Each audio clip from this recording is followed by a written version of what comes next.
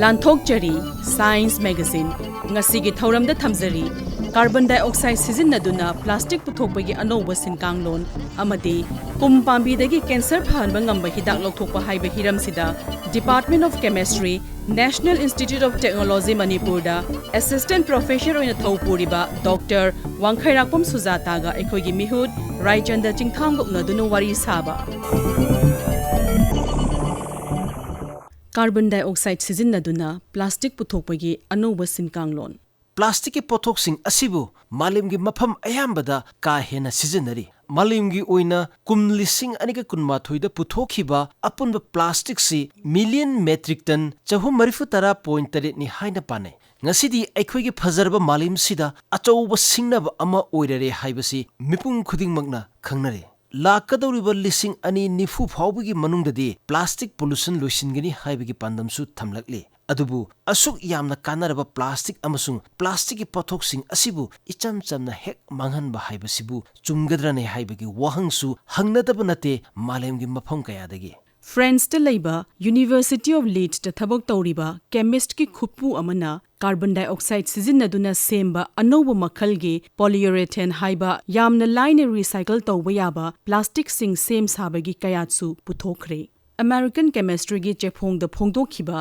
naina warol sinna taklibadi yamna line recycle tawba yaba anouba makhalgi plastic puthoknabagi pambai sina malem da thengnariba plastic ki awaba potlumsi hantha hanbada achoba mateng oigani haibagi thajaba thamnari Plastic ki pothok asina malemgi industry sinsang singda achoba awonba ama porakhre ekhoigi nungti oiba punsi marelda changliba posang sing phirol sem sabada makhal kayagi vehicle singi machak sem sabada chinja sing hapnaba kolik sing sem sabada plastic bu malemgi mafum kayada sijinnari malemgi oina kumlising aniga taramapanda plastic sijinnakibasi chawrakna million ton 150 su hairi asuk yam khraba masing singsi angakpa amadi oi adubu thoidokna ngakningai su oide maramdi synthetic polymer hariga khangnariba plastic amasung masiki pothok sing asibu kariguma posak amatana yamna line mahut sinba yaba leitaba asigidamaktade yamna thagatningai oi plastic ti yauriba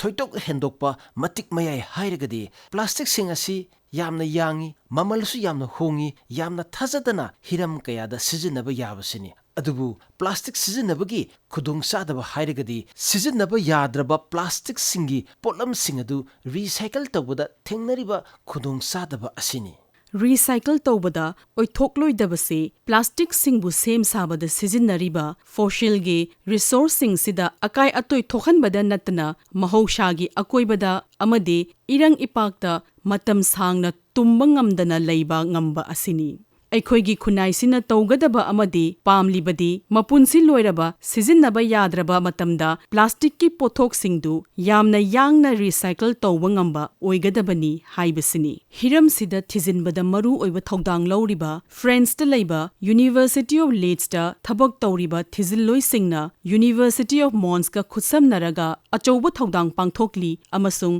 Spain da leiba University of Basque country na polyurethane plastic singbu yamna line recycle tawbagi anouba pambai ama puthokpagi pautam piri khongchat sigi akhanaba mawung matausi aikhogi khunai sigi mapung oiba emblematic waste haibadi anouba pothok sing puthoknabagi damak changadaba machak sing monomer natraga maru oiba machak singi anouba raw material singumba asida carbon dioxide oina sijinnabani haina United States of America da leriba Center for Education and Research on Macromolecule samda doctoral student oina leriba amasung waring asibu ahanba oina ikiba Thomas Herbert na phongdokle monomer sagatpada changliba kayat singasi yamna line na mung matau khongdokpa yai masibu sijinnaduna silicon gumba yamna paba plastic semba amadi polystyrene gumba posak singasi semba yai Hairiba plastic singse paring naiba yamna sangba chain gi mahutta 3 dimension gi network mawong manba chemical gi saong sadagi matau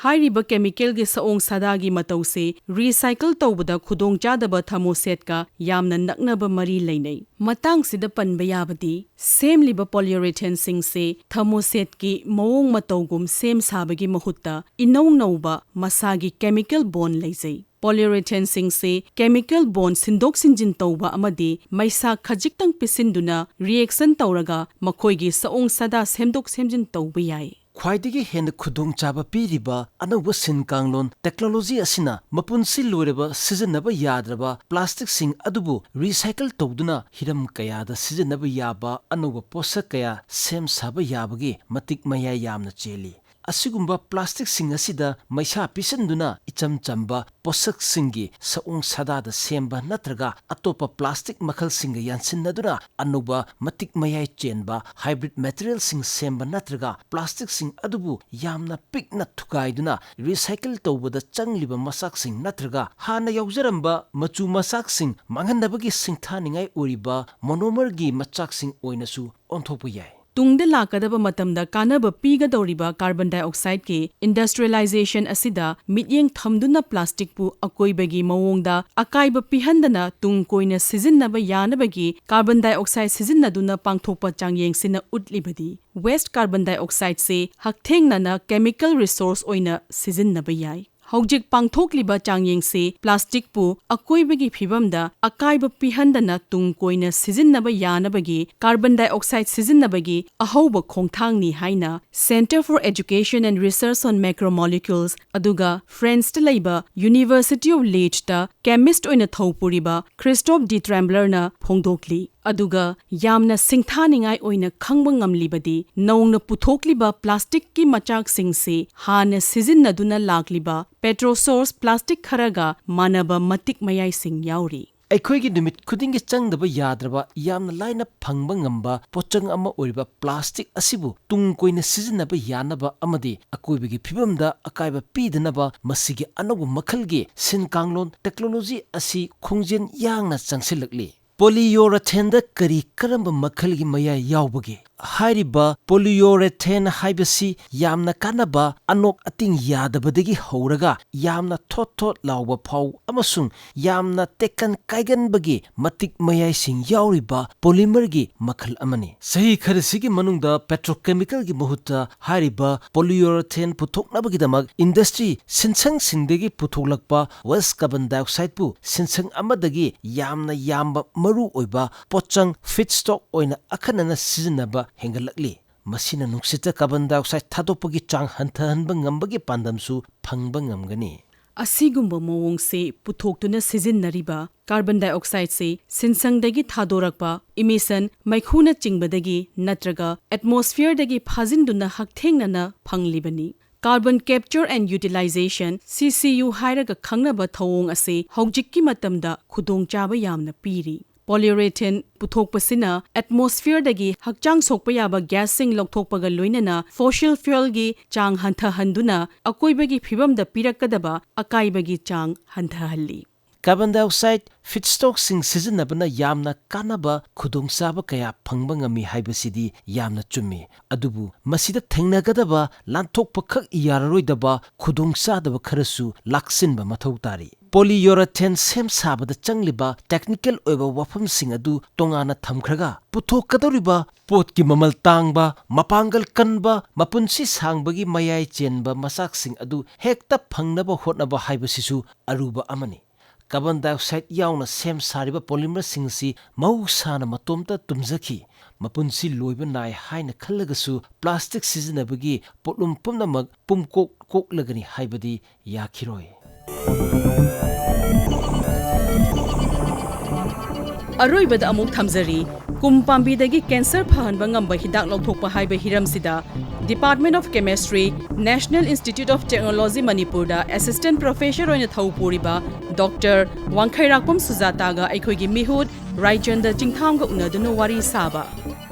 ngasi mu puduna laksari science magazine na kum pambidagi cancer phahanba ngamba hidak lokthokpa haibe hiram sida khana nainanaba Akashvani Imphal gi studio da lengsinduna lebiraba Dr. Wangkheirakpam Sujata hanumukta da ikai khumna jabagloinana taram nokjeri. थागचरी अमसुंग ताबिरिबा मयामबु खुरुमजरी. Doctor Sujata ngasi akoigi khanagadoriba hiramsigi akoigi kum pambidagi compound se akoi lokthokakanda cancer phanbada mateng pangbani. Duna ngasagi akoi kum pambi si akoi mamangai di sinaba oiragasu kum pambi se hujiki mirona di khangdaba mayam su num yaure. Aduna kum pambi sigi magi masak mong aduga magi maramda ꯍꯥꯟꯅ ꯈꯤꯇꯪ ꯊꯝꯕꯤꯌꯨ ꯀꯨꯝ ꯄꯥꯝꯕꯤꯁꯦ ꯑꯩꯈꯣꯏꯅ ꯁꯨꯝ ꯌꯦꯡꯕꯗ ꯁꯑꯣꯡ ꯁꯥꯗꯥꯗꯤ ꯅꯣꯡꯃꯥꯡꯈꯥꯒ ꯃꯥꯟꯅꯩ ꯍꯥꯏꯇꯥꯔꯦ ꯀꯨꯝ ꯄꯥꯝꯕꯤꯁꯤꯅ ꯃꯆꯨ ꯈꯤꯇꯪ ꯂꯩꯁꯜꯂꯒ ꯃꯅꯥ ꯈꯤꯇꯪ ꯊꯥꯇꯛ ꯇꯧꯕ ꯑꯣꯏ ꯑꯗꯒꯤ ꯃꯥꯁꯦ ꯁꯥꯏꯟꯇꯤꯐꯤꯛ ꯅꯦꯝꯗ ꯁꯇ꯭ꯔꯣꯕꯤꯂꯦꯟꯊꯤꯁ ꯐ꯭ꯂꯦꯁꯤꯗꯤꯐꯣꯂꯤꯌꯁ ꯅꯤꯁ ꯀꯧꯏ ꯑꯗꯨꯒ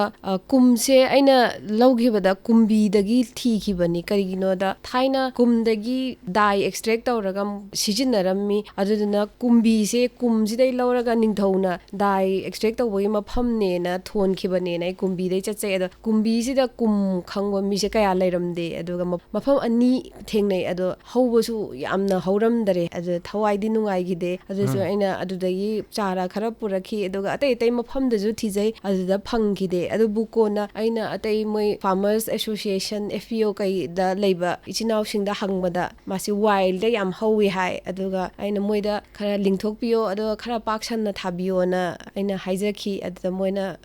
ꯌꯥꯕꯤꯔꯛꯑꯦ ꯑꯗꯨꯒ ꯌꯥꯝꯅꯗꯤ ꯍꯧꯔꯤꯅꯗꯤ ꯍꯥꯏ ꯑꯗꯣ ꯑꯩꯅ ꯆꯠꯄ ꯃꯐꯝꯗꯗꯤ ꯀꯌꯥ ꯊꯦꯡꯅꯔꯛꯈꯤꯗꯦ ꯑꯗꯣ ꯍꯧꯖꯤꯛꯀꯤ ꯍꯥꯏꯔꯤꯕ ꯀꯨꯝ ꯄꯥꯝꯕꯤꯁꯦ ꯑꯩꯈꯣꯏꯒꯤ ꯉꯁꯥꯏꯒꯤ ꯑꯩꯈꯣꯏꯒꯤ ꯁꯤꯖꯟ ꯅꯥꯏꯕ꯭ꯔꯥ ꯍꯥꯏꯕꯗꯤ ꯀꯨꯝꯕꯤ ꯀꯥꯂꯦꯟ ꯅꯥꯏꯕ꯭ꯔꯥ ꯅꯠꯇ꯭ꯔꯒ ꯅꯥꯏꯗꯕ꯭ꯔꯥ ꯃꯥꯁꯦ ꯄꯥꯝꯕꯤꯒꯤ ꯃꯈꯜꯗ ꯁ꯭ꯔꯕꯇ ꯆꯤꯡꯉꯦ ꯅꯣꯡꯃꯥꯡꯈꯥꯗꯧꯅ ꯍꯥꯏꯗꯤ ꯁꯝꯕꯟꯒꯤ ꯈꯥꯕꯒꯤ ꯑꯗꯨꯃꯨꯛꯀꯤ ꯋꯥꯡꯕꯐꯥꯎ ꯋꯥꯡꯉꯦ ꯑꯗꯨꯒ ꯑꯗꯨꯗꯨꯗ ꯃꯥꯁꯦ ꯆꯥ ꯃꯅꯥꯒꯤ ꯇꯥꯏꯞꯇ ꯊꯥꯈ꯭ꯔꯗꯤ ꯁꯁꯇꯦꯅꯦꯕꯜ ꯋꯦ ꯑꯣꯐ ꯀꯂꯦꯛꯁꯟ ꯇꯧꯔꯒ ꯃꯥꯁꯦ ꯑꯗꯨꯝ ꯍꯤꯡꯉꯒ ꯂꯩꯗꯣꯏꯅꯦ ꯍꯥꯏꯇꯥꯔꯦ ꯃꯥ ꯁꯤꯕ ꯅꯥꯏꯗꯦ ꯀꯨꯝꯕꯤ ꯀꯥꯂꯦꯟ ꯅꯥꯏꯗꯦ ꯌꯥꯝ ꯅꯨꯡꯉꯥꯏꯖꯩ ꯗꯣꯛꯇꯔ ꯁꯨꯖꯥꯇꯥ ꯉꯁꯥꯏꯒꯤ ꯑꯩꯈꯣꯏꯅ ꯑꯩꯈꯣꯏꯒꯤ ꯂꯦꯕꯇ ꯃꯉꯣꯟꯗꯒꯤ ꯑꯣꯏꯕ ꯑꯩꯈꯣꯏꯒꯤ ꯀꯥꯟꯅꯕ ꯍꯤꯗꯥꯛꯁꯦ ꯑꯩꯈꯣꯏꯒꯤ ꯂꯧꯊꯣꯛꯇꯣꯏꯅꯤ ꯃꯁꯤ ꯉꯁꯥꯏ ꯀꯥꯡꯂꯣꯟꯅ ꯆꯥꯎꯈꯠꯂꯛꯄ ꯁꯥꯏꯟꯁꯇ ꯆꯥꯎꯈꯠꯂꯛꯄꯒꯤ ꯃꯇꯨꯡ ꯏꯟꯅ ꯉꯁꯥꯏꯒꯤ ꯑꯩꯈꯣꯏꯅ ꯈꯪꯉꯛꯄ ꯂꯧꯊꯣꯔꯛꯄꯅꯤ ꯃꯁꯤ ꯂꯧꯊꯣꯛꯇ꯭ꯔꯤꯉꯩꯗ ꯂꯝꯗꯝꯁꯤꯗ ꯍꯥꯟꯅ ꯀꯨꯝ ꯄꯥꯝꯕꯤꯁꯤ ꯃꯥꯁꯤ ꯃꯇꯧ ꯀꯔꯝꯅ ꯁꯤꯖꯤꯟꯅꯔꯝꯃꯤ ꯍꯥꯏꯕꯗꯨꯁꯨ ꯈꯤꯇꯪ ꯊꯝꯕꯤꯌꯨ ꯀꯨꯝꯁꯦ ꯑꯩꯅ ꯁꯨꯝ ꯊꯤꯒꯠꯆꯕꯗ ꯁꯦꯡꯅ ꯍꯥꯏꯔꯕꯗ ꯑꯩꯁꯨ ꯑꯩꯒꯤ ꯔꯤꯁꯔꯁꯁꯦ ꯇꯧꯗ꯭ꯔꯤꯉꯩꯗ ꯀꯨꯝ ꯄꯥꯝꯕꯤꯁꯦ ꯀꯔꯝꯕꯅꯣ ꯈꯪꯗꯦ ꯑꯗ ꯀꯨꯝ ꯂꯨꯞꯄꯤ ꯐꯅꯦꯛ ꯀꯥꯏꯅꯗꯤ ꯑꯩ ꯍꯥꯟꯅ ꯊꯦꯡꯅꯩ ꯑꯗꯨꯒ ꯀꯨꯝ ꯄꯥꯝꯕꯤꯁꯦ ꯀꯃꯥꯏꯅ ꯇꯧꯋꯦꯁꯦ ꯑꯩ ꯏꯁꯥꯃꯛꯁꯨ ꯈꯪꯗꯦ ꯑꯩ ꯔꯤꯁꯔꯁ ꯇꯧꯔꯀꯥꯟꯗ ꯈꯪꯉꯛꯄꯅꯦ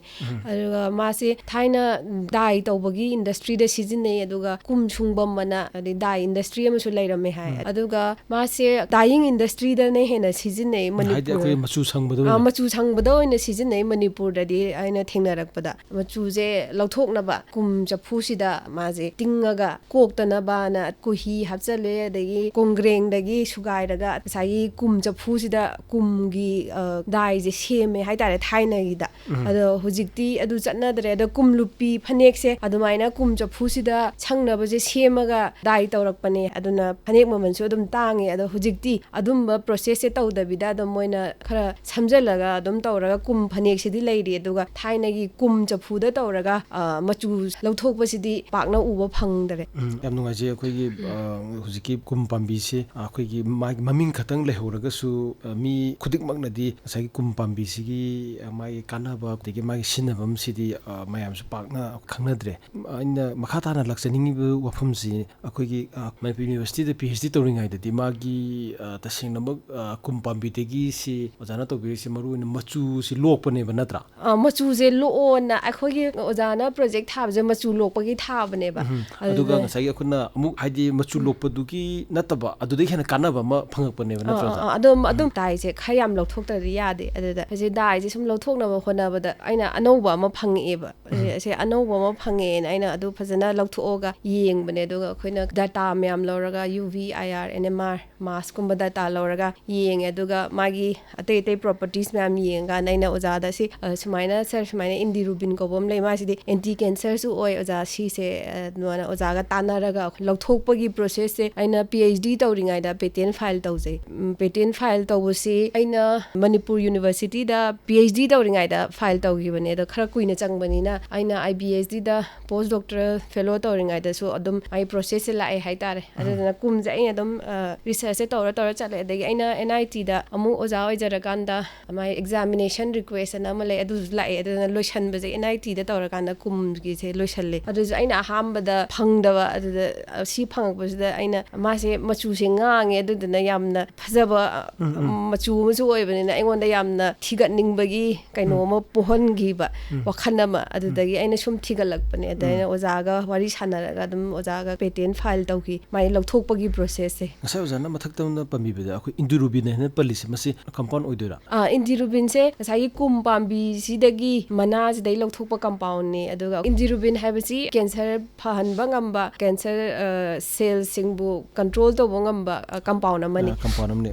ꯌꯥꯝ ꯅꯨꯡꯉꯥꯏꯖꯩ ꯑꯗꯨ ꯍꯧꯖꯤꯛꯀꯤ ꯍꯥꯏꯔꯤꯕ ꯀꯝꯄꯥꯎꯟꯁꯦ ꯍꯧꯖꯤꯛꯀꯤ ꯏꯟꯗꯤꯔꯨꯕꯤꯟꯁꯦ ꯃꯁꯤ ꯉꯁꯥꯏꯒꯤ ꯂꯧꯊꯣꯛꯄꯁꯦ ꯑꯣꯖꯥꯅ ꯑꯩꯈꯣꯏꯒꯤ ꯂꯦꯞꯇ ꯂꯩꯔꯤꯉꯩꯗ ꯑꯩꯈꯣꯏ ꯔꯤꯁꯔꯁ ꯇꯧꯔꯤꯉꯩꯗ ꯑꯩꯈꯣꯏ ꯃꯆꯨ ꯂꯧꯊꯣꯛꯄꯒꯤ ꯄ꯭ꯔꯣꯁꯦꯁꯇꯨꯒ ꯑꯗꯒꯤ ꯍꯧꯖꯤꯛ ꯀꯣꯟꯅ ꯑꯃꯨꯛ ꯑꯩꯈꯣꯏ ꯏꯟꯗꯤꯔꯨꯕꯤꯟ ꯀꯝꯄꯥꯎꯟꯁꯤ ꯀꯦꯟꯁꯔ ꯐꯍꯟꯕ ꯉꯝꯃꯦꯁꯦ ꯈꯪꯂꯛꯂꯕ ꯃꯇꯨꯡꯗ ꯂꯧꯊꯣꯛꯄꯒꯤ ꯄ꯭ꯔꯣꯁꯦꯁ ꯑꯅꯤꯁꯦ ꯁꯨꯒꯥꯏꯅ ꯑꯝꯇ ꯊꯝꯕꯤꯌꯨ ꯂꯧꯊꯣꯛꯄꯒꯤ ꯄ꯭ꯔꯣꯁꯦꯁꯁꯦ ꯃꯥꯟꯅꯗꯦ ꯍꯥꯏꯇꯥꯔꯦ ꯑꯗꯨꯒ ꯑꯩꯈꯣꯏꯅ ꯂꯧꯊꯣꯛꯄꯁꯦ ꯄ꯭ꯔꯣꯁꯦꯁꯁꯦ ꯁꯨꯝ ꯍꯥꯏꯗ꯭ꯔꯤꯉꯩ ꯑꯩꯅ ꯍꯥꯏꯖꯅꯤꯡꯕꯗꯤ ꯀꯝꯄꯥꯎꯟꯁꯦ ꯏꯟꯗꯤꯔꯨꯕꯤꯟ ꯍꯥꯏꯕꯁꯦ ꯑꯃꯅ ꯗꯥꯏꯅꯤ ꯑꯃꯅ ꯍꯤꯗꯥꯛꯅꯤ ꯑꯗꯣ ꯃꯥꯁꯦ ꯑꯗꯨꯃꯥꯏꯅ ꯏꯟꯗꯤꯔꯨꯕꯤꯟ ꯑꯅ ꯌꯥꯎꯔ ꯂꯩꯕ ꯅꯠꯇꯦꯕ ꯃꯅꯥꯁꯤꯗ ꯍꯥꯏꯇꯥꯔꯦ ꯑꯗꯨꯒ ꯑꯩꯈꯣꯏꯅ ꯃꯥꯒꯤ ꯂꯧꯊꯣꯛꯄꯒꯤ ꯄ꯭ꯔꯣꯁꯦꯁ ꯃꯈꯟ ꯇꯧꯔꯒ ꯃꯁꯤ ꯂꯧꯊꯣꯛꯀꯅꯤ ꯑꯗꯨꯗ ꯑꯩꯈꯣꯏꯅ ꯂꯧꯊꯣꯛꯄꯒꯤ ꯀꯟꯗꯤꯁꯟꯁꯤꯡꯗꯨꯒꯤ ꯃꯇꯨꯡ ꯏꯟꯅ ꯃꯥꯁꯦ ꯏꯟꯗꯤꯒꯣ ꯑꯣꯏꯅ ꯗꯥꯏ ꯑꯣꯏꯅ ꯊꯣꯛꯂꯛꯄ ꯑꯗꯨꯒ ꯃꯥꯒꯤ ꯄ꯭ꯔꯤꯀꯁꯔ ꯀꯝꯄꯥꯎꯟ ꯍꯥꯏꯗꯤ ꯑꯆꯧꯕ ꯑꯗꯩ ꯒ꯭ꯂꯨꯀꯣꯁꯥꯏꯠ ꯃꯣꯂꯤꯀꯨꯜꯁ ꯃꯌꯥꯝ ꯂꯩꯕ ꯑꯗꯨ ꯊꯨꯒꯥꯏꯔꯒ ꯊꯣꯛꯂꯛꯀꯗꯣꯏꯅꯦꯕ ꯑꯗꯨꯗ ꯑꯩꯈꯣꯏꯅ ꯄ꯭ꯔꯣꯁꯦꯁ ꯃꯈꯟ ꯇꯧꯔꯀꯥꯟꯗ ꯃꯥꯁꯦ ꯏꯟꯗꯤꯒो ꯑꯣꯏꯅ ꯀꯥꯏꯔꯛꯄ ꯅꯠꯇ꯭ꯔꯒ ꯏꯟꯗꯤꯔꯨꯕꯤꯟ ꯑꯣꯏꯅ ꯀꯥꯏꯔꯛꯄ ꯑꯗꯨꯃꯥꯏꯅ ꯇꯧꯔꯒ ꯃꯈꯟ ꯄ꯭ꯔꯣꯁꯦꯁꯇꯤ ꯇꯧꯒꯗꯣꯏꯅꯦ ꯃꯥꯟꯅꯗꯦ ꯍꯥꯏꯖꯔꯤꯕ ꯌꯥꯝ ꯅꯨꯡꯉꯥꯏꯖꯩ ꯑꯣꯖꯥ ꯑꯗꯨꯒ ꯉꯁꯥꯏꯒꯤ ꯑꯣꯖꯥꯅ ꯑꯩꯈꯣꯏ ꯏꯟꯗꯤꯔꯨꯕꯤꯟꯁꯤ ꯐꯪꯉꯛꯄ ꯃꯇꯨꯡꯗꯒꯤꯗꯤ ꯑꯃꯨꯛ ꯄꯦꯇꯦꯟ ꯑꯃꯁꯨ ꯑꯩꯈꯣꯏꯒꯤ ꯔꯦꯖꯤꯁꯇ꯭ꯔꯦꯁꯟ ꯇꯧꯔꯦ ꯍꯥꯏ ꯑꯗꯣ ꯄꯦꯇꯦꯟ ꯔꯦꯖꯤꯁꯇ꯭ꯔꯦꯁꯟ ꯇꯧꯔꯤꯕ ꯑꯩꯈꯣꯏ ꯏꯟꯗꯤꯔꯨꯕꯤꯟꯁꯦ ꯁꯤꯒꯤ ꯃꯇꯥꯡꯗ ꯈꯤꯇꯪ ꯁꯨꯒꯥꯏꯅ ꯑꯗꯨꯝ ꯊꯝꯕꯤꯌꯨ ꯑꯩꯅ ꯃꯅꯤꯄꯨꯔ ꯌꯨꯅꯤꯚꯔꯁꯤꯇꯤꯗ ꯑꯣꯖꯥ ꯋꯥꯔꯖꯤꯠꯀ ꯇꯧꯔ ꯇꯧꯈꯤꯕꯅꯦ ꯁꯤꯒꯤ ꯄꯦꯇꯦꯟꯁꯤꯗꯤ ꯒ꯭ꯔꯥꯟꯇꯤ ꯐꯪꯉꯦ ꯑꯗꯨꯒ ꯒ꯭ꯔꯥꯟꯁꯦ ꯇꯦꯛꯅꯣꯂꯣꯖꯤ ꯇ꯭ꯔꯥꯟꯁꯐꯔ ꯐꯥꯎ ꯌꯥꯔꯕꯅꯦ ꯑꯗꯨꯁꯨ ꯑꯩꯅ ꯃꯅꯤꯄꯨꯔ ꯌꯨꯅꯤꯚꯔꯁꯤꯇꯤ ꯊꯥꯗꯣꯛꯑꯒ ꯂꯥꯛꯄ ꯑꯗꯒꯤ ꯑꯩꯈꯣꯏ ꯑꯣꯖꯥꯅ ꯔꯤꯇꯥꯌꯔ ꯇꯧꯈꯤꯕ ꯑꯗꯨꯗ ꯂꯦꯞꯁ ꯑꯃ ꯂꯩꯈꯤꯗꯅ ꯑꯩꯈꯣꯏꯒꯤ ꯇꯦꯛꯅꯣꯂꯣꯖꯤ ꯇ꯭ꯔꯥꯟꯁꯐꯔ ꯌꯥꯔꯀꯥꯟꯗ ꯑꯩꯈꯣꯏ ꯑꯗꯨ ꯐꯖꯅ ꯃꯄꯨꯡ ꯐꯥꯅ ꯇꯧꯕ ꯉꯝꯈꯤꯗ꯭ꯔꯦ ꯇꯥꯏꯝ ꯂꯥꯞꯁ ꯑꯣꯏꯈꯔꯦ ꯑꯗꯣ ꯑꯩꯈꯣꯏꯅ ꯑꯍꯥꯟꯕ ꯇꯧꯕꯅꯤ나 ꯍꯥꯏꯕꯗꯤ ꯑꯍꯥꯟꯕꯗ ꯄꯦꯇꯦꯟ ꯐꯥꯏꯜ ꯇꯧꯕꯁꯦ ꯈꯪꯗꯦꯕ ꯀꯣꯏꯊꯤ ꯊꯤꯕꯗ ꯑꯩꯁꯨ ꯌꯥꯝ ꯋꯥꯏ ꯑꯗꯩ ꯑꯣꯖꯥꯒ ꯀꯣꯏꯊꯤ ꯊꯤꯒꯠꯂꯒ ꯇꯧꯕꯅꯤꯅ ꯁꯣꯝ ꯅꯥꯀꯟꯗ ꯂꯣꯏꯔꯀꯥꯟꯗ ꯀꯩ ꯇꯧꯗꯣꯏꯅꯣꯁꯨ ꯈꯪꯗꯦꯕ ꯑꯗ ꯒ꯭ꯔꯥꯟꯇꯤ ꯐꯪꯉꯦ ꯑꯗꯨꯗ ꯑꯩꯈꯣꯏ ꯒ꯭ꯔꯥꯟ ꯐꯪꯉꯦꯅ ꯍꯔꯥꯎꯔꯦ ꯑꯗꯣ ꯍꯥꯟꯅ ꯃꯥꯁꯦ ꯇꯥꯏꯐꯥꯛ ꯑꯅ ꯑꯣꯔꯒꯅꯥꯏꯖꯦꯁꯟ ꯑꯃ ꯂꯩꯌꯦ ꯑꯗꯨꯗ ꯄꯩꯁꯥꯁꯦ ꯑꯣꯖꯥꯒ ꯑꯩꯒ ꯍꯥꯏꯇꯥꯔꯦ ꯇꯥꯏꯐꯥꯛꯁꯤꯅ ꯇꯧꯕꯤꯔꯝꯕꯅꯦꯕ ꯑꯗꯒꯤ ꯇꯥꯏꯐꯥꯛꯁꯦ ꯐꯟꯗꯤꯡ ꯁꯣꯔꯁ ꯋꯥꯠꯂꯦꯅ ꯑꯩꯈꯣꯏ ꯊꯥꯗꯣꯔꯛꯑꯦꯕ ꯒ꯭ꯔꯥꯟꯠ ꯂꯣꯏꯔꯒꯗꯤ ꯑꯗꯣ ꯑꯩꯈꯣꯏꯁꯦ ꯒ꯭ꯔꯥꯟꯠ ꯂꯣꯏꯔꯒ ꯀꯩꯗꯧꯗꯣꯏꯅꯣ ꯈꯪꯗꯕꯅꯤꯅ ꯇꯦꯛꯅꯣꯂꯣꯖꯤꯁꯦ ꯄꯥꯝꯃꯦ ꯂꯧꯔꯒꯦꯅ ꯂꯥꯛꯑꯀꯥꯟꯗ ꯑꯩꯈꯣꯏꯗ ꯐꯤꯁꯇꯣ ꯊꯤꯗꯕ ꯑꯣꯏꯔꯝꯃꯦ ꯑꯗꯩ ꯑꯣꯖꯥꯁꯨ ꯃꯥꯏ ꯔꯤꯇꯥꯌꯔ ꯇꯧꯕ ꯃꯇꯝ ꯌꯧꯔꯛꯑꯦ ꯑꯗꯨꯗꯨꯅ ꯄꯦꯄꯔ ꯋꯔꯛ ꯃꯌꯥꯝꯗꯣ ꯁꯨꯝ ꯇꯥꯟꯅꯕ ꯉꯝꯗꯕꯒꯤ ꯇꯦꯛꯅꯣꯂꯣꯖꯤ ꯇ꯭ꯔꯥꯟꯁꯐꯔꯗꯨꯗꯤ ꯇꯧꯍꯧꯕꯗꯤ ꯉꯝꯗ꯭ꯔꯦ ꯑꯗꯨꯁꯨ ꯑꯩꯅ ꯑꯗꯨ ꯅꯠꯇꯕ ꯑꯇꯩ ꯇꯧꯒꯦꯅꯗꯤ ꯑꯗꯨꯝ ꯍꯣꯠꯅꯖꯔꯤ ꯑꯗꯨꯒ ꯏꯟꯗꯤꯔꯨꯕꯤꯟꯁꯦ ꯃꯥꯁꯦ ꯀꯩꯅꯣ ꯑꯜꯀꯥꯂꯣꯏꯗꯅꯦ ꯍꯥꯏꯇꯥꯔꯦ ꯅꯥꯏꯇ꯭ꯔꯣꯖꯦꯟ ꯌꯥꯎꯕ ꯀꯝꯄꯥꯎꯟ ꯑꯗꯨꯒ ꯑꯦꯟꯇꯤ ꯀꯦꯟꯁꯔ ꯄ꯭ꯔꯣꯄꯔꯇꯤ ꯂ꯭ꯌꯨꯀꯦꯃꯤꯌꯥ ꯐꯍꯟꯕ ꯉꯝꯃꯦ ꯍꯥꯏꯇꯥꯔꯦ ꯑꯗꯨꯒ ꯃꯥꯒꯤ ꯂꯦꯕꯣꯔꯦꯇꯔꯤ ꯇꯦꯁ ꯍꯥꯏꯕꯗꯤ ꯇꯤꯁꯨ ꯁꯦꯜꯁꯇ ꯇꯦꯁ ꯇꯧꯕ ꯑꯗꯒꯤ ꯃꯌꯥꯝꯁꯦ ꯑꯩ ꯏꯁꯥꯃꯛꯅ ꯇꯧꯕ ꯅꯠꯇꯦ ꯑꯇꯩ ꯁꯥꯏꯟꯇꯤꯁ ꯃꯌꯥꯝꯅ ꯇꯧꯕꯅꯦ ꯑꯩꯗꯤ ꯀꯨꯝꯗꯒꯤ ꯏꯟꯗꯤꯔꯨꯕꯤꯟ ꯂꯧꯊꯣꯛꯆꯕꯅꯦ ꯑꯗꯨꯒ ꯍꯥꯏꯕꯗꯤ ꯀꯝꯄꯥꯎꯟꯗꯣ ꯈꯛꯇꯪ ꯂꯧꯊꯣꯛꯄꯅꯤ ꯅꯠꯇ꯭ꯔꯥ ꯑꯗꯨꯒ ꯍꯧꯖꯤꯛꯀꯤ ꯀꯝꯄꯥꯎꯟꯁꯤꯅ ꯑꯃꯨꯛ ꯍꯥꯏꯗꯤ ꯂꯦꯞꯇꯒꯤ ꯀ꯭ꯂꯤꯅꯤꯀꯦꯜ ꯍꯥꯏꯕꯗꯤ ꯉꯁꯥꯏ ꯍ꯭ꯌꯨꯃꯦꯟ ꯇ꯭ꯔꯥꯌꯦꯜꯗ ꯇꯦꯁ ꯇꯧꯕꯗꯨꯅ ꯉꯁꯥꯏꯒꯤ ꯑꯇꯣꯞꯄ ꯗꯤꯄꯥꯔꯠꯃꯦꯟ ꯍꯥꯏꯗꯤ ꯍꯦꯜꯊꯀ ꯃꯔꯤ ꯂꯩꯅꯕ ꯃꯣꯏꯅ ꯑꯗꯨꯝ ꯇꯧꯖꯕꯅꯦꯕ ꯍꯧꯖꯤꯛ ꯑꯩꯁꯨ ꯑꯗꯨꯝ ꯇ꯭ꯔꯦꯛ ꯇꯧꯖꯩ ꯑꯗꯣ ꯆꯥꯏꯅꯥꯗ ꯂꯩꯕ ꯍꯣꯁꯄꯤꯇꯥꯜ ꯑꯃꯗ ꯃꯥꯏ ꯀ꯭ꯂꯤꯅꯤꯀꯦꯜ ꯇ꯭ꯔꯥꯌꯦꯜꯁꯦ ꯆꯠꯊꯔꯤ ꯍꯥꯏꯇꯥꯔꯦ ꯃꯥ ꯂꯦꯕꯣꯔꯦꯇꯔꯤ ꯄꯥꯔꯠꯇꯤ ꯂꯣꯏꯈꯔꯦ ꯑꯗꯨꯅ ꯍ꯭ꯌꯨꯃꯦꯟꯁꯇ ꯀ꯭ꯂꯤꯅꯤꯀꯦꯜ ꯇ꯭ꯔꯥꯌꯦꯜ ꯆꯠꯊꯔꯤ ꯑꯗꯨꯒ ꯀ꯭ꯂꯤꯅꯤꯀꯦल ꯇ꯭ꯔꯥꯌꯦꯜꯁꯦ ꯐꯦꯖ 4 ꯂꯩꯔꯤ ꯑꯗꯨꯒ FDA ꯑꯦꯄ꯭ꯔꯨꯚꯦꯜ ꯐꯪꯗ꯭ꯔꯁꯨ ꯃꯥꯒꯤ ꯚꯦꯜꯌꯨꯁꯦ ꯌꯥꯝ ꯋꯥꯡꯉꯦ 240 crore per kg ne haitare ꯍꯥꯏꯗꯤ ꯑꯩꯈꯣꯏ ꯌꯨꯅꯥꯏꯇꯦꯗ ꯁ꯭ꯇꯦꯠꯁꯇ ꯂꯩꯕ ꯑꯩꯈꯣꯏꯒꯤ ꯐꯨꯗ ꯑꯦꯟड ꯗ꯭ꯔꯒ ꯑꯦꯗꯃꯤꯅꯤꯁꯇ꯭ꯔꯦꯁꯟꯒꯤ ꯑꯦꯄ꯭ꯔꯨꯚꯦꯜꯁꯦ ꯂꯧꯗ ꯇꯥꯔꯒꯁꯨ ꯃꯥꯔꯀꯦꯠ ꯚꯦꯂꯨꯗꯗꯤ ꯍꯧꯖꯤꯛꯀꯤ ꯀꯨꯝꯗꯒꯤ ꯄꯨꯊꯣꯛꯏꯕ ꯑꯩꯈꯣꯏꯒꯤ ꯏꯟꯗꯤꯔꯨꯕꯤꯟꯁꯤ ꯃꯥꯒꯤ ꯃꯥꯔꯀꯦꯠ ꯚꯦꯂꯨꯗꯤ ꯑꯗꯨꯝ ꯋꯥꯡꯉꯦꯕ ꯍꯥꯏꯕꯗꯤ ꯃꯥꯁꯦ ꯔꯤꯁꯔꯁ ꯇꯧꯕꯗ ꯁꯤꯖꯤꯟꯅꯗꯣꯏꯅꯦꯕ ꯁꯝꯅ ꯍꯥꯏꯔꯕꯗ ꯑꯩꯈꯣꯏꯅ ꯔꯤꯁꯔꯁ ꯑꯃ ꯇꯧꯕꯗ ꯁꯤ ꯀꯝꯄꯥꯎꯟꯁꯦ ꯁꯤꯖꯤꯟꯅꯒꯦ ꯍꯥꯏꯔꯗꯤ ꯂꯩꯗꯣꯏꯅꯦꯕ ꯑꯗ ꯃꯔꯛ ꯀꯥꯏꯅ ꯀꯝꯄꯅꯤ ꯂꯩ ꯑꯗ ꯃꯣꯏ ꯌꯣꯜꯂꯦ ꯑꯗ ꯑꯗꯨꯃꯥꯏꯅ ꯌꯣꯟꯕ ꯍꯧꯔꯦꯕ ꯍꯤꯗꯥꯛ ꯅꯠꯇꯕꯤꯗ ꯁ꯭ꯇꯦꯟꯗꯔꯠ ꯑꯣꯏꯅ ꯑꯗꯨꯗ ꯃꯣꯏ ꯁ꯭ꯇꯦꯟꯗꯔꯠꯀꯤ ꯃꯃꯜꯁꯦ 240 crore per kg ꯃꯨꯛ ꯂꯩ ꯑꯗꯨꯗꯨꯅ ꯌꯥꯝꯅ ꯄꯣꯇꯦꯟꯁꯤꯌꯦꯜ ꯂꯩꯕ ꯀꯝꯄꯥꯎꯟꯅꯦ ꯍꯥꯏꯖꯅꯤꯡꯉꯤ ꯑꯗꯨꯒ ꯍꯧꯖꯤꯛ ꯑꯗꯨꯝ ꯍꯥꯏꯗꯤ ꯂꯨꯀꯦꯃꯤꯌꯥ ꯇ꯭ꯔꯤꯠꯃꯦꯟꯁꯦ ꯑꯗꯨꯝ ꯃꯥꯁꯦ ꯐꯖꯅ ꯑꯗꯨꯝ ꯍꯥꯏꯗꯤ ꯂꯦꯕꯣꯔꯦꯇꯔꯤ ꯑꯦꯛꯁꯄꯦꯔꯤꯃꯦꯟ ꯃꯌꯥꯝꯗ ꯌꯥꯝ ꯁꯛꯁꯦꯁꯐꯨꯜ ꯑꯣꯏꯕ ꯃꯥꯜꯂꯦ ꯀ꯭ꯂꯤꯅꯤꯀꯦꯜ ꯇ꯭ꯔꯥꯌꯦꯜꯗ ꯂꯩꯔꯤꯁꯦ ꯑꯣꯖꯥ ꯃꯈꯥ ꯇꯥꯅ ꯑꯩꯈꯣꯏꯒꯤ ꯍꯧꯖꯤꯛꯀꯤ ꯑꯣꯖꯥꯅꯁꯨ ꯑꯩꯈꯣꯏꯒꯤ ꯏꯟꯗꯤꯔꯨꯕꯤꯟꯁꯤ ꯀꯝꯄꯥꯎꯟꯁꯤ ꯍꯥꯏꯗꯤ ꯍꯥꯟꯅ ꯈꯪꯉꯀꯥꯟꯗ ꯉꯁꯥꯏ ꯑꯦꯛꯁꯇ꯭ꯔꯦꯛ ꯇꯧꯕꯁꯨ ꯅꯠꯇꯦ ꯑꯗꯨꯅ ꯍꯧꯖꯤꯛꯀꯤ ꯑꯇꯣꯞꯄ ꯉꯁꯥꯏꯒꯤ ꯁꯥꯏꯟꯇꯤꯐꯤꯛ ꯖꯔꯅꯦꯜꯁꯤꯡꯗ ꯄꯦꯄꯔꯁꯤꯡꯗ ꯉꯁꯥꯏꯒꯤ ꯍꯧꯖꯤꯛꯀꯤ ꯏꯟꯗꯤꯔꯨꯕꯤꯟꯁꯤꯒꯤ ꯃꯥꯒꯤ ꯂꯤꯇꯔꯦꯆꯔꯁꯦ ꯃꯥꯒꯤ ꯋꯥꯔꯝꯁꯦ ꯃꯌꯥꯝ ꯑꯃ ꯂꯩꯇ ꯇꯥꯔꯒꯁꯨ ꯃꯥꯒꯤ ꯃꯥꯔꯀꯦꯠ ꯚꯦꯂꯨꯁꯤꯗꯤ ꯌꯥꯝꯅ ꯋꯥꯡꯉꯛꯑꯦ ꯍꯥꯏꯕꯗꯤ ꯃꯤ ꯃꯌꯥꯝꯅ ꯑꯗꯨꯝ ꯍꯥꯏꯗꯤ ꯄꯥꯝꯅꯕ ꯑꯗꯨꯒ ꯃꯥꯒꯤ ꯍꯧꯖꯤꯛꯀꯤ ꯀꯝꯄꯥꯎꯟ ꯑꯣꯏꯔꯦ ꯅꯠꯇ꯭ꯔ ꯑꯣꯖꯥ ꯑꯗꯨ ꯑꯣꯏꯇꯥꯔꯗꯤ ꯑꯣꯖꯥ ꯑꯩꯅ ꯑꯣꯖꯥꯗ ꯊꯝꯖꯅꯤꯡꯉꯤꯁꯦ ꯍꯧꯖꯤꯛꯀꯤ ꯍꯥꯏꯔꯤꯕ ꯏꯟꯗꯤꯔꯨꯕꯤꯟꯁꯤ ꯌꯥꯎꯗ꯭ꯔꯤꯉꯩꯗꯁꯨ ꯀꯨꯝ ꯄꯥꯝꯕꯤ ꯀꯨꯝꯒꯤ ꯃꯅꯥꯁꯤ ꯑꯩꯈꯣꯏ ꯆꯥꯕ ꯊꯛꯄꯗꯗꯤ ꯑꯗꯨꯝ ꯌꯥꯕ꯭ꯔꯥ ꯅꯠꯇ꯭ꯔꯒ ꯑꯩꯈꯣꯏ ꯁꯤꯒꯤ ꯀꯩꯅꯣꯁꯦ ꯑꯇꯣꯞꯄ ꯃꯥꯂꯦꯝꯒꯤ ꯂꯩꯕꯥꯛꯁꯤꯡ ꯑꯗꯨꯝ ꯆꯥꯅꯕꯒꯤ ꯔꯤꯄꯣꯔꯠꯀꯗꯤ ꯑꯗꯨꯝ ꯐꯪꯕꯤꯕ꯭ꯔꯥ ꯀꯃꯥꯏꯅ ꯇꯧꯋꯤ? ꯆꯥꯅꯕꯁꯦ ꯀꯩꯅꯣ ꯆꯥꯏꯅꯥꯗ ꯈꯤꯇꯪ ꯆꯥꯕꯒꯤꯗꯤ ꯑꯩꯅ ꯂꯤꯇꯔꯦꯆꯔ ꯐꯪꯉꯦ ꯑꯗꯣ ꯃꯅꯤꯄꯨꯔꯗꯗꯤ ꯍꯤꯗꯥꯛꯂꯣꯟꯁꯦ ꯊꯤꯒꯠꯄꯒꯤ ꯋꯥꯔꯤꯁꯦ ꯁꯨꯝ ꯁꯥꯏ ꯑꯗꯨꯐꯥꯎꯗꯗꯤ ꯃꯣꯏꯁꯦ ꯀꯨꯝꯁꯦ ꯆꯥꯕꯒꯤ ꯀꯩꯅꯣꯗꯤ ꯑꯃꯨꯛꯇ ꯊꯦꯡꯅꯗꯦ ꯑꯗꯨꯁꯨ ꯃꯅꯤꯄꯨꯔꯗꯗꯤ ꯀꯨꯝꯁꯦ ꯆꯥꯕꯒꯤ ꯂꯤꯇꯔꯦꯆꯔ ꯑꯗꯒꯤ ꯑꯩꯅ ꯁꯨꯝ ꯃꯥꯏꯕ ꯃꯥꯏꯕꯤ ꯑꯗꯩ ꯃꯦꯗꯤꯁꯤꯟ ꯑꯇꯩ ꯃꯥꯏꯕ ꯃꯥꯏꯕꯤ ꯅꯠꯇꯕ ꯑꯇꯩ ꯐꯨꯔꯨꯞꯁꯤꯡꯒꯤ ꯃꯣꯏꯒꯤ ꯍꯥꯏꯗꯤ ꯀꯩꯅꯣ ꯍꯤꯗꯥꯛ ꯂꯥꯡꯊꯛ ꯇꯧꯕ ꯃꯤꯁꯤꯡ ꯑꯗꯨꯁꯨ ꯁꯨꯝ ꯋꯥꯔꯤ ꯇꯧꯕꯁꯦ ꯀꯨꯝꯒꯤꯁꯦ ꯆꯥꯕꯒꯤꯗꯤ ꯑꯃꯨꯛꯇꯐꯥꯎ ꯊꯦꯡꯅꯖꯗ꯭ꯔꯤ ꯍꯥꯏꯇꯥꯔꯦ. ꯑꯣꯖꯥ ꯑꯩꯈꯣꯏ ꯉꯁꯥꯏ ꯑꯣꯖꯥꯅꯁꯨ ꯐꯖꯅ ꯃꯌꯦꯛ ꯁꯦꯡꯅ ꯑꯩꯈꯣꯏꯒꯤ ꯊꯝꯕꯤꯈ꯭ꯔꯦ ꯑꯣꯖꯥ. ꯍꯥꯏꯗꯤ ꯉꯁꯥꯏ ꯏꯟꯗꯤꯒꯣ ꯑꯗꯒꯤ ꯗꯥꯏ ꯀꯩꯅꯣꯁꯦ ꯃꯆꯨ ꯂꯧꯊꯣꯛꯄꯒꯤ ꯑꯗꯒꯤ ꯃꯆꯨ ꯂꯣꯛꯄꯒꯤ ꯊꯧꯑꯣꯡꯁꯤꯅ ꯑꯃ, ꯑꯗꯨꯒ ꯍꯧꯖꯤꯛꯀꯤ ꯍꯥꯏꯔꯤꯕ ꯑꯩꯈꯣꯏ ꯀꯨꯝ ꯄꯥꯝꯕꯤꯗꯒꯤ ꯂꯧꯊꯣꯛꯏꯕ ꯀꯝꯄꯥꯎꯟ ꯑꯩꯈꯣꯏ ꯏꯟꯗꯨꯔꯨꯕꯤꯟꯁꯦ ꯂꯧꯊꯣꯛꯄꯒꯤ ꯉꯁꯥꯏꯒꯤ ꯄ꯭ꯔꯣꯁꯦꯁꯁꯤꯅ ꯑꯃꯅꯤꯗꯅ ꯑꯣꯖꯥ. ꯑꯗꯨꯅ ꯍꯧꯖꯤꯛꯀꯤ ꯏꯟꯗꯨꯔꯨꯕꯤꯟꯁꯦ ꯂꯧꯊꯣꯛꯄꯒꯤ ꯊꯧꯑꯣꯡꯁꯦ ꯑꯣꯖꯥ ꯃꯁꯤ ꯈꯤꯇꯪ ꯊꯝꯕꯤꯌꯨ ꯑꯣꯖꯥ. ꯍꯧꯖꯤꯛꯁꯦ ꯑꯩꯈꯣꯏꯅꯁꯨ ꯇꯥꯖꯕꯗ ꯑꯣꯖꯥꯒꯤ ꯑꯣꯏꯕ ꯏꯁꯥꯒꯤ ꯄ꯭ꯔꯥꯏꯚꯦꯠ ꯀꯝꯄꯅꯤ ꯑꯃ ꯍꯥꯏꯗꯤ ꯀꯨꯝꯁꯨꯡꯕ ꯄ꯭ꯔꯥꯏꯚꯦꯠ ꯂꯤꯃꯤꯇꯦꯠ ꯑꯃꯗꯁꯨ ꯑꯗꯨꯝ ꯑꯣꯖꯥꯅꯁꯨ ꯌꯥꯝ ꯀꯟꯅ ꯋꯥꯛ ꯇꯧꯔꯤꯅ ꯇꯥꯏ ꯑꯣꯖꯥ. ꯑꯗꯨꯅ ꯍꯧꯖꯤꯛ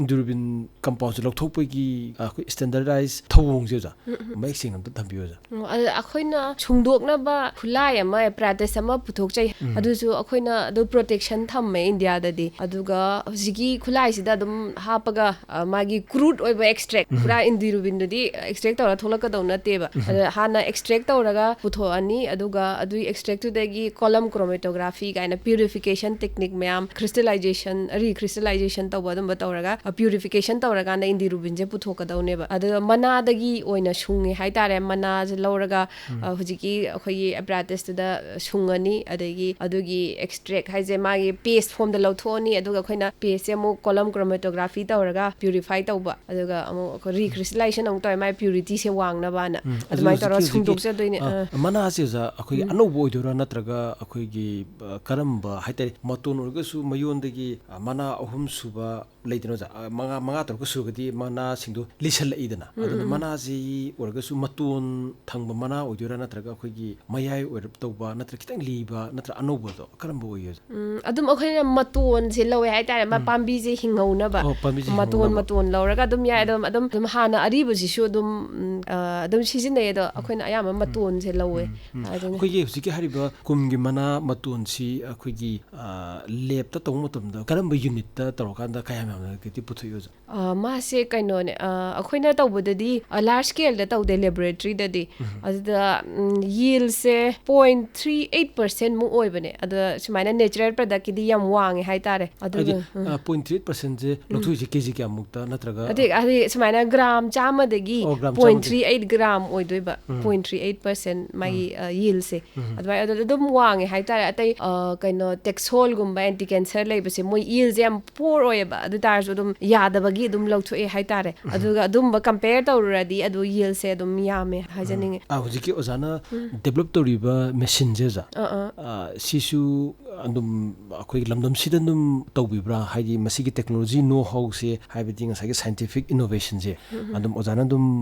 ꯉꯁꯥꯏꯒꯤ ꯗꯦꯕꯂꯞ ꯇꯧꯕꯤꯔꯤꯔꯥ ꯅꯠꯇ꯭ꯔꯒ ꯑꯇꯣꯞꯄ ꯀꯝꯄꯅꯤꯗꯒꯤ ꯑꯗꯨꯝ ꯂꯧꯕ꯭ꯔꯥ? ꯑꯗꯨꯒ ꯃꯥꯒꯤ ꯃꯃꯜꯁꯦ ꯀꯣꯁ ꯏꯐꯦꯛꯇꯤꯞꯁꯦ ꯁꯤꯁꯨ ꯈꯤꯇꯪ ꯊꯝꯕꯤꯕ ꯌꯥꯕ꯭ꯔꯥ? ꯍꯥꯏꯕꯗꯤ ꯑꯩꯈꯣꯏꯅ ꯃꯅꯤꯄꯨꯔꯗ ꯄꯥꯝꯕꯤ ꯃꯌꯥꯝ ꯑꯃ ꯍꯧꯋꯦ. ꯑꯗꯨꯅ ꯑꯩꯅ ꯑꯔꯥꯞꯄ ꯃꯐꯝꯗ ꯆꯠꯄꯗꯁꯨ ꯁꯨꯝ ꯑꯩꯅ ꯎꯈ꯭ꯔꯨꯜꯗ ꯆꯠꯂꯦ. ꯑꯗꯨꯗ ꯍꯥꯏꯗꯤ ꯄꯥꯕꯨꯡ ꯑꯃꯈꯛꯅ ꯑꯩꯉꯣꯟꯗ ꯍꯥꯏ ꯅꯪ ꯁꯥꯏꯟꯇꯤꯁꯅꯤꯅ ꯅꯪ ꯀꯩꯅꯣꯝ ꯄꯨꯊꯣꯔꯛꯑꯣ ꯑꯩꯈꯣꯏꯁꯨ ꯊꯕꯛꯁꯤꯗ ꯄꯩꯁా ꯊꯣꯛꯅꯕ ꯀꯩꯅꯣ ꯈꯔ ꯄꯨꯊꯣꯛꯑꯣ ꯍꯥꯏꯕ. ꯑꯗꯨꯗ ꯑꯩꯁꯦ ꯁꯨꯝ ꯈꯟꯈꯤꯕꯅꯦ. ꯑꯩꯅ ꯀꯩꯅꯣꯝ ꯄꯨꯊꯣꯛꯑꯗꯤ ꯃꯅꯤꯄꯨꯔꯁꯦ ꯕꯥꯏꯑꯣꯗꯥꯏꯕꯔꯁꯤꯇꯤ ꯍꯣꯠꯁꯄꯣꯠꯇ ꯂꯩꯕꯅꯤ나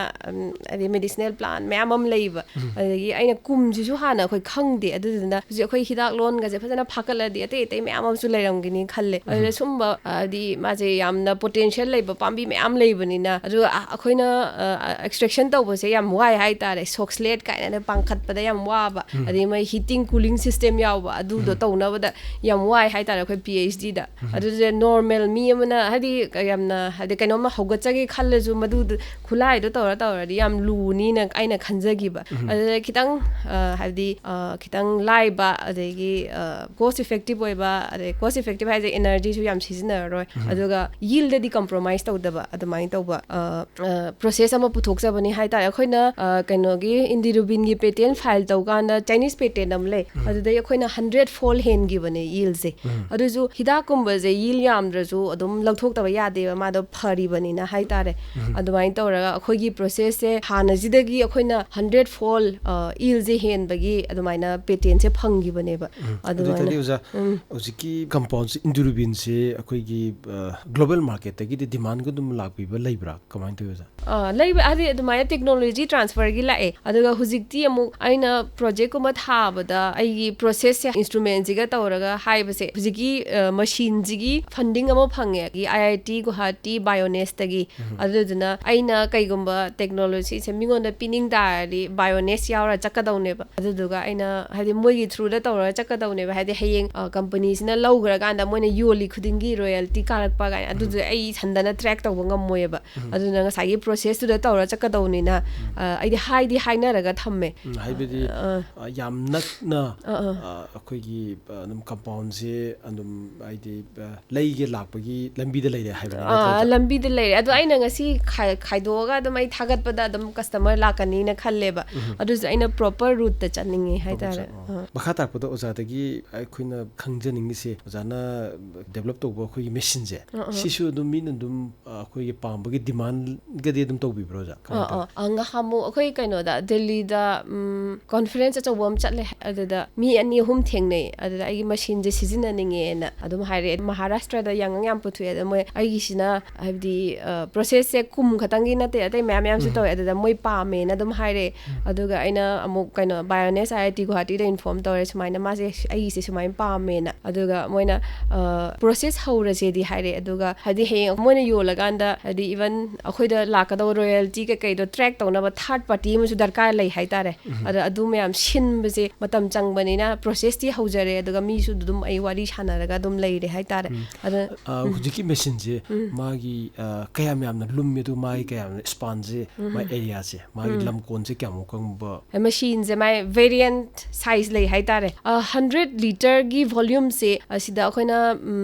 more than 20 kgꯁꯦ ꯑꯦꯛꯁꯇ꯭ꯔꯦꯛꯁꯟ ꯇꯧꯕ ꯌꯥꯏ ꯍꯧꯖꯤꯛꯀꯤꯗꯤ ꯂꯣꯏꯁꯤꯜꯂꯛꯄꯗ ꯑꯣꯖꯥꯅꯁꯨ ꯄꯦꯇꯦꯟ ꯇꯧꯕꯤꯈ꯭ꯔꯕ ꯃꯌꯥꯝꯅꯁꯨ ꯑꯩꯈꯣꯏꯒꯤ ꯇꯧꯗ꯭ꯔꯤꯕ ꯑꯗꯨꯒ ꯂꯝꯗꯝꯁꯤꯗꯗꯤ ꯃꯔꯥꯡ ꯀꯥꯏꯅ ꯍꯧꯔꯤꯕ ꯑꯩꯈꯣꯏꯒꯤ ꯀꯨꯝ ꯄꯥꯝꯕꯤꯁꯤꯗꯒꯤ ꯑꯁꯤꯒꯨꯝꯕ ꯃꯈꯜꯒꯤ ꯃꯤꯑꯣꯏꯕꯒꯤ ꯌꯥꯝꯅ ꯀꯤꯟꯅꯔꯕ ꯂꯩꯅꯥ ꯀꯦꯟꯁꯔꯁꯤ ꯐꯍꯟꯕꯗ ꯌꯥꯝꯅ ꯑꯆꯧꯕ ꯃꯇꯦꯡ ꯑꯣꯏꯒꯗꯧꯔꯤꯕ ꯀꯝꯄꯥꯎꯟꯁꯤ ꯑꯩꯈꯣꯏꯒꯤ ꯍꯧꯖꯤꯛꯇꯤ ꯑꯣꯜꯔꯦꯗꯤ ꯑꯥꯏꯗꯦꯟꯇꯤꯐꯥꯏ ꯇꯧꯔꯕꯅꯤꯅ ꯑꯣꯖꯥ ꯑꯩꯈꯣꯏꯒꯤ ꯃꯅꯤꯄꯨꯔꯗ ꯂꯩꯔꯤꯕ ꯊꯕꯛ ꯐꯪꯖꯗ꯭ꯔꯤꯕ ꯑꯩꯈꯣꯏꯒꯤ ꯃꯍꯩꯔꯣꯏꯁꯤꯡ ꯑꯗꯨꯒ ꯉꯁꯥꯏꯒꯤ ꯑꯩꯈꯣꯏꯒꯤ ꯀꯨꯝ ꯄꯥꯝꯕꯤꯁꯦ ꯊꯥꯔꯀꯥꯟꯗ ꯑꯩꯈꯣꯏꯒꯤ ꯑꯗꯨꯗꯒꯤ ꯑꯃꯨꯛ ꯂꯧꯕ ꯌꯥꯕ ꯃꯌꯥꯝ ꯍꯥꯏꯖꯕ ꯇꯥꯔꯦ ꯍꯥꯏꯗꯤ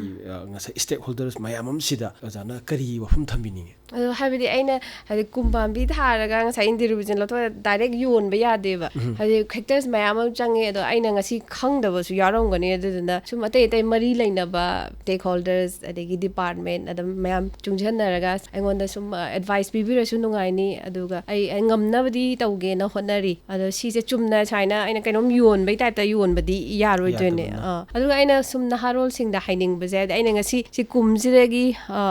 ꯑꯐꯕ ꯑꯃ ꯄꯨꯊꯣꯛꯑꯦ ꯑꯗꯨꯒ ꯍꯥꯏꯗꯤ ꯁꯣꯁꯥꯏꯇꯤꯁꯦ ꯁꯨꯝ ꯍꯥꯏꯗꯤ ꯆꯥꯎꯈꯠꯂꯛꯏꯕꯅꯤꯅ ꯑꯗꯣ ꯑꯩꯈꯣꯏꯁꯦ ꯑꯅꯧꯕ ꯏꯅꯣꯚꯦꯁꯟ ꯄꯨꯊꯣꯛꯇ꯭ꯔꯗꯤ ꯍꯥꯏꯗꯤ ꯆꯥꯎꯈꯠꯂꯛꯄꯁꯦ ꯈꯤꯇꯪ ꯋꯥꯗꯧꯕ ꯃꯥꯜꯂꯦ ꯑꯗꯨꯅ ꯑꯅꯧꯕ ꯏꯅꯣꯚꯦꯁꯟꯁꯦ ꯄꯨꯊꯣꯛꯄꯒꯤ ꯋꯥꯈꯜꯂꯣꯟ ꯂꯩꯕꯤꯕ ꯑꯗꯨꯕꯨ ꯍꯥꯏꯗꯤ ꯀꯨꯝ ꯄꯥꯝꯕꯤꯁꯦ ꯊꯥꯕꯤꯔꯗꯤ ꯑꯩꯈꯣꯏ ꯂꯧꯃꯤ ꯏꯆꯤꯜ ꯏꯅꯥꯎꯁꯤꯡꯒꯤꯁꯨ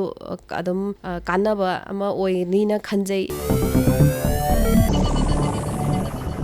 ꯀꯨꯝ ꯄꯥꯝꯕꯤꯗꯒꯤ ꯀꯦꯟꯁꯔ ꯐꯍꯟꯕ ꯉꯝꯕ ꯍꯤꯗꯥꯛ ꯂꯧꯊꯣꯛꯄ ꯍꯥꯏꯕ ꯍꯤꯔꯝꯁꯤꯗ department of chemistry national institute of technology ꯃꯅꯤꯄꯨꯔꯗ ꯑꯦꯁꯤꯁꯇꯦꯟꯠ ꯄ꯭ꯔꯣꯐꯦꯁꯔ ꯑꯣꯏꯅ ꯊꯧ ꯄꯨꯔꯤꯕ ꯗꯣꯛꯇꯔ ꯋꯥꯡꯈꯩꯔꯥꯛꯄꯝ ꯁꯨꯖꯥꯇꯥꯒ ꯑꯩꯈꯣꯏꯒꯤ ꯃꯤꯍꯨꯠ ꯔꯥꯏꯆꯟꯗ ꯆꯤꯡꯊꯥꯝꯒ ꯎꯅꯗꯨꯅ ꯋꯥꯔꯤ ꯁꯥꯕ ꯇꯥꯍꯟꯖꯈꯤꯕꯒ ꯂꯣꯏꯅꯅ ꯉꯁꯤꯒꯤ ꯁꯥꯏꯟꯁ ꯃꯦꯒꯥꯖꯤꯟ ꯂꯥꯟꯊꯣꯛꯆꯕ ꯃꯇꯥꯡ ꯑꯁꯤꯗ ꯂꯣꯏꯖꯔꯤ ꯃꯊꯪ ꯂꯩꯄꯥꯛꯄꯣꯛꯄ ꯅꯨꯃꯤꯠ ꯄꯨꯡꯐꯝ ꯑꯁꯤꯃꯛꯇꯗ ꯑꯃꯨꯛ ꯐꯪꯕꯤꯒꯅꯤ ꯁꯥꯏꯟꯁ ꯃꯦꯒꯥꯖꯤꯟ